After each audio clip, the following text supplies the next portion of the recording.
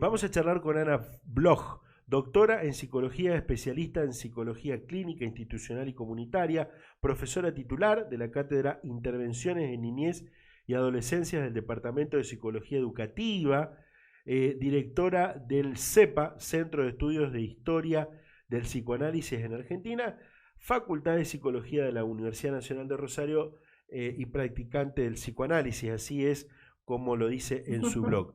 Ana, ¿cómo le va? Muy buenos días, Juan Francisco la saluda. Buen día, Juan Francisco, ¿cómo te va? Bien, ¿la presenté correctamente? Impecable, impecable. Bueno, Ana, la idea de la charla y de esta entrevista que queríamos hacerles, vemos y a ver qué nos puede decir usted. Vemos a una sociedad muy enojada, muy por allí con malestares, con nervios. Bueno, vemos una ciudad incómoda, viviendo incómodamente. Y yo quiero que analicemos juntos, en realidad usted es la profesional y que me gustaría que me cuente cuál es su opinión, si tiene que ver con esto de la pospandemia, lo que nos dejó la pandemia, o si tiene que ver con solamente el marco político que tenemos actualmente, ¿no? Mm. Bueno, yo creo que siempre que hay situaciones sociales hay una sobredeterminación de distintos factores, ¿no? Digamos, sería ingenuo pensar que esto es solo por la pandemia, solo por la situación sociopolítica que estamos viviendo o solo por la cuestión global también que estamos viviendo. Yo creo que es un poco de cada cosa. Creo que también hay que incluir la lógica y el avance de la modalidad de comunicación que las redes sociales van planteando a la subjetividad, la inmediatez, el pedido de inmediatez en las respuestas, el pedido de una vida que, a ver, a mí me parece que de alguna manera la pandemia potenció cierta vertiente de modalidad de comunicación social que ya se venía produciendo, que es, por ejemplo, la de la violencia, la de, bueno, no respetar o no reconocer que hay un otro. Nosotros diríamos, bueno, hacerle lugar a la alteridad en la vida cotidiana humana. Nos pasa a todos además, porque uno no está a salvo, por más que lo tenga claro, incluso hay días que uno sale también apurado, o que uno, todos somos víctimas de este cambio social. Y bueno, hay quienes lo padecen más, hay generación, creo que hay, si bien no se puede generalizar, hay como reacciones también que se pueden analizar desde lo generacional. Por ejemplo, bueno, los adultos mayores les cuesta mucho más adecuarse a estas velocidades de vida con las que se está produciendo la ruptura de lazos, y la pandemia ha potenciado en gran medida. Tenemos adultos mayores, si bien no es mi temática, yo me dedico más a niños, pero bueno, uno escucha permanentemente, ¿no? Adultos mayores que no han salido, que no han vuelto a propiciar una salida y una construcción de lazos como la que tenían en la prepandemia, y un duelo enorme con el fallecimiento de muchos amigos, por ejemplo, ¿no? De muchas personas cercanas de su generación.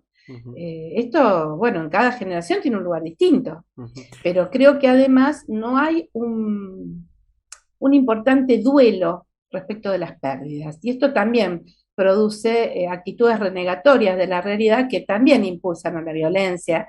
Cuando uno no está triste, está enojado, si Claro. hubo alguna pérdida en juego, ¿no? Exacto. Bueno, varias temáticas dentro de lo que es su respuesta. Usted decía, lo mío es la niñez y ya quiero ir por ese lado en cuanto a la psique, a la educación, a lo que fue la pandemia para los chicos, bueno, que tanto se habla. Pero digo, usted me imagino habrá visto la película Relato Salvaje, porque así tiene mucho de psicología, Sí, ¿no? Bueno, hace mucho. hoy se me hace, Sí. aquellos que tenemos, bueno, más de 40 años, digo, antes no se veía tanto estas cuestiones de relato salvaje, ¿no? En la calle, esta violencia que se vive, esta crispación constante que se vive en la calle. ¿Lo opina igual o diferente?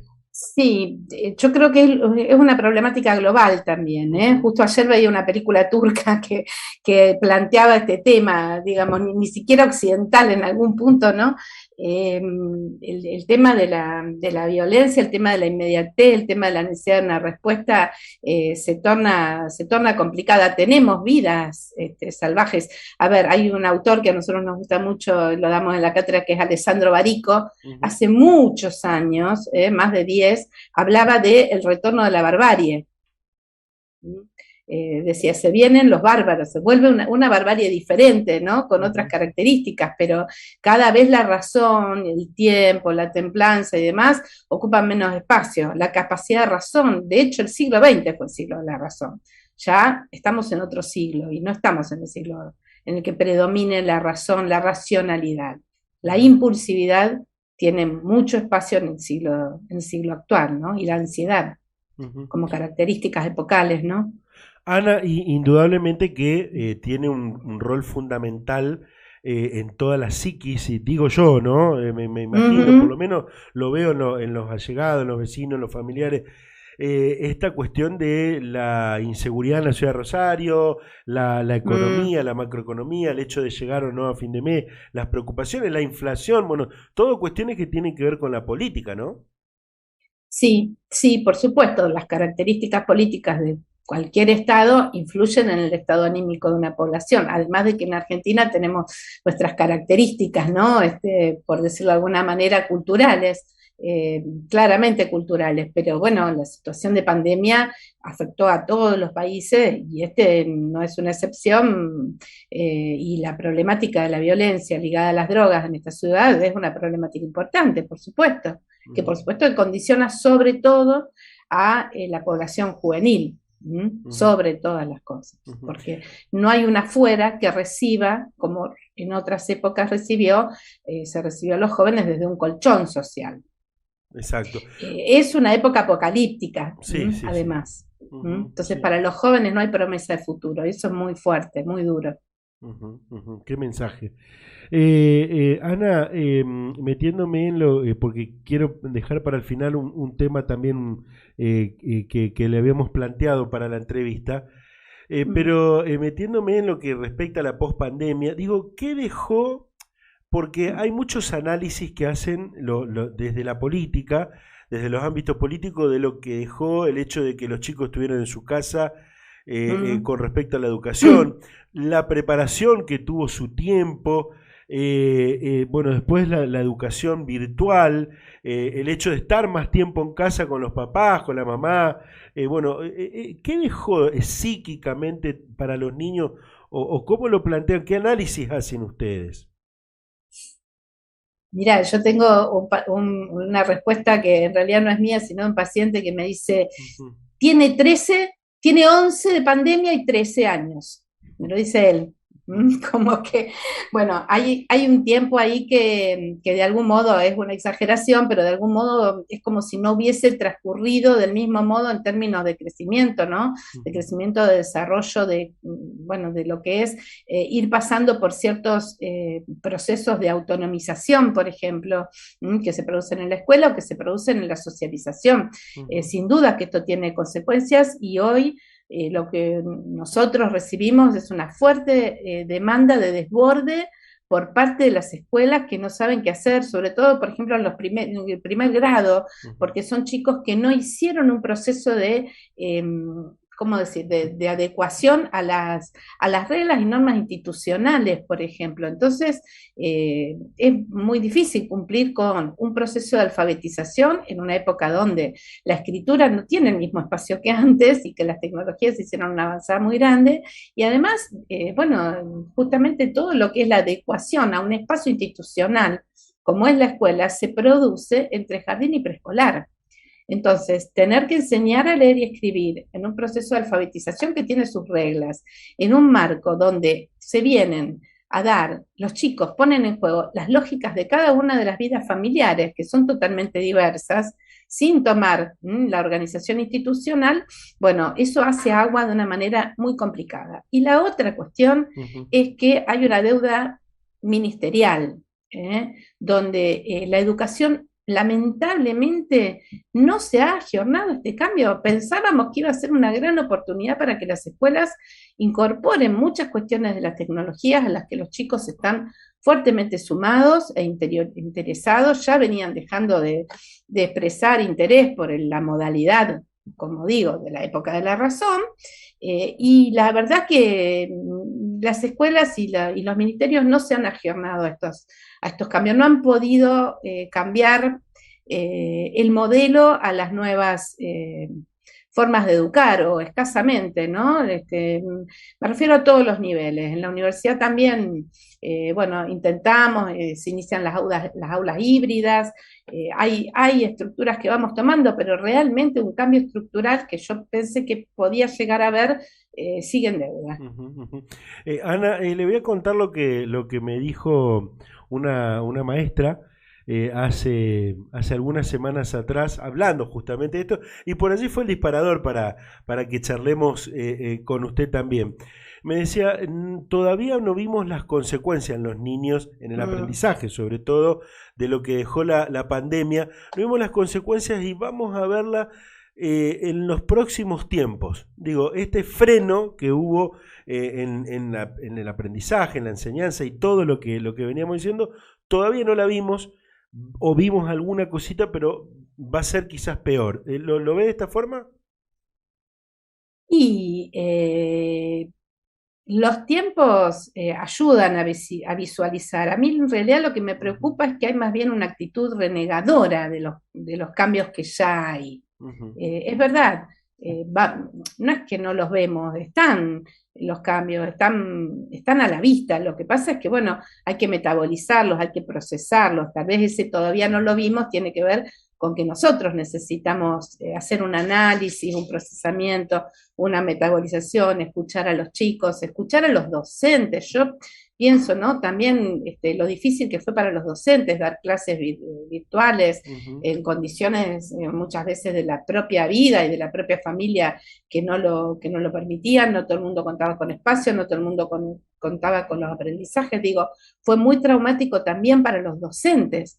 Y en ese sentido también el docente tiene que reconectar y hacer un proceso de una elaboración personal a la que también hay que atender, y que me parece que se atiende poco en el impacto subjetivo que esto tiene también para los docentes, el que tuvo la pandemia y el que tiene hoy, que por supuesto no todos los docentes tienen la plasticidad psíquica para transformar sus propias prácticas. Y ahí se requiere de una capacitación y de un trabajo que no es de enseñanza de la técnica, o que puede serlo también, pero de la tecnología, digamos, de Internet y demás, sino que también es ayudar a generar espacios de plasticidad psíquica para tomar lo que los chicos van trayendo y hacer de eso una oportunidad.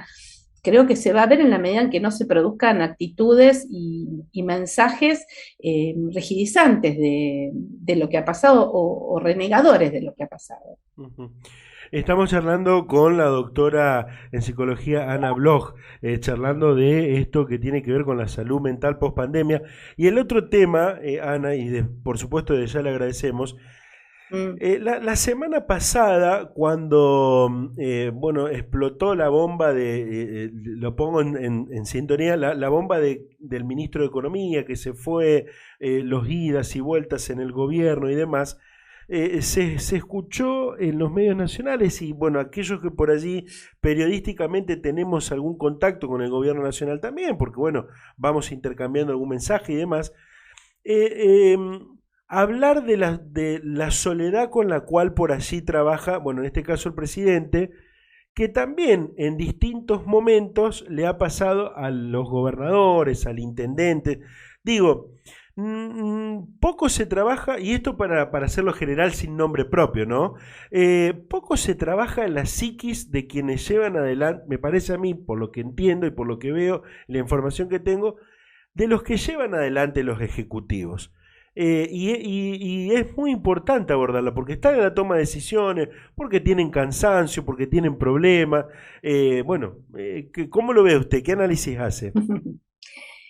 Bueno, yo creo que eso más bien debería remitirse a la esfera de lo privado de cada uno de esos políticos. Me parece que el problema muchas veces es mediático. A mí me eriza la piel escuchar al periodismo dando diagnósticos sobre la salud mental Claro.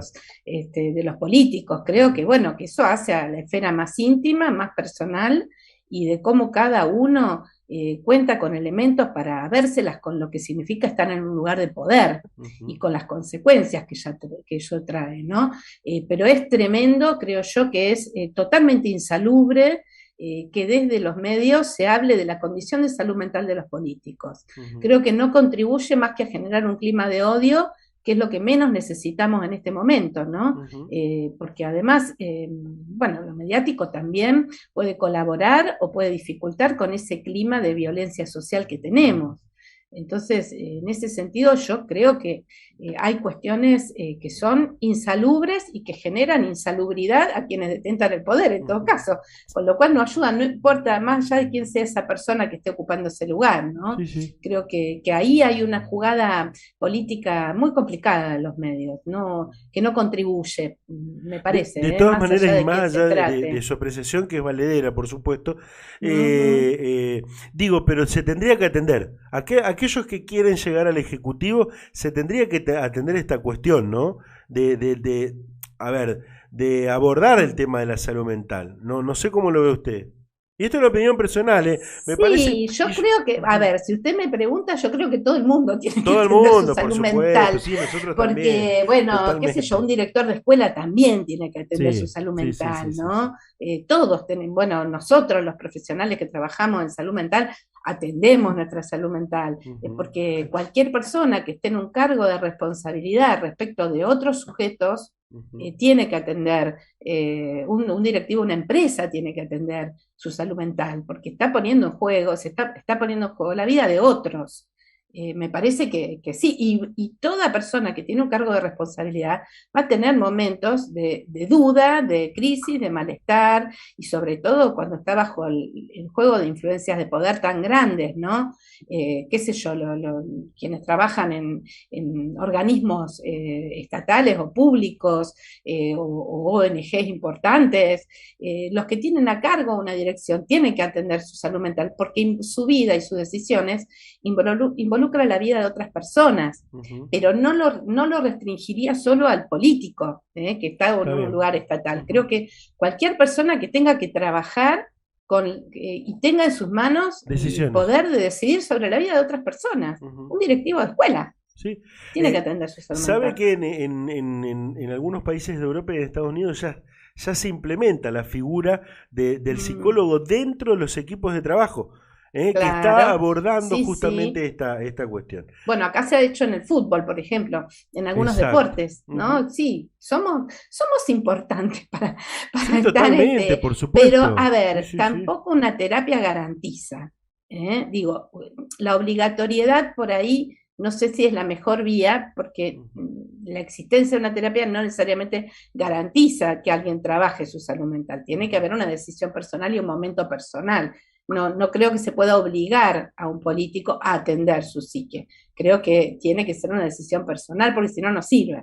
Exactamente. Ana, Mm. muchísimas gracias por la atención y Bueno, seguramente gracias. ya le digo que será materia de consulta varias oportunidades. ¿Eh? Bueno, Mu- cómo no. Muchas Un gracias, que siga bien, gusto. igualmente. Gracias a ustedes. Hasta Ana luego. Vlog, doctora en psicología, con un amplio currículum, por supuesto, charlando de esto que le tenemos que dar mayor importancia desde los medios y tiene que ver con la salud mental siempre, en realidad, pero bueno, ahora más que nunca. Ahora después de vivir el proceso de la pandemia y de todo lo que aborda las cuestiones de la macro, ¿no?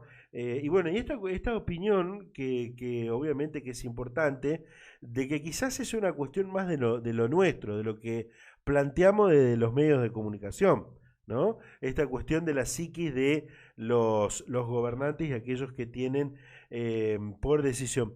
Pero ojo, porque también eh, abordando estas cuestiones, por lo menos desde aquí, quizás le estamos abriendo los ojos a un intendente, a un presidente de comuna, a un futuro gobernador o al gobernador mismo actual, para que de alguna manera trabaje en su equipo abordando esta cuestión de la salud mental, que no viene mal para nadie. Obviamente, así como cada uno nos tenemos que hacer nuestro chequeo de rutina anual, algunos hasta 2 veces por año, también abordar esta cuestión más en los tiempos que vivimos.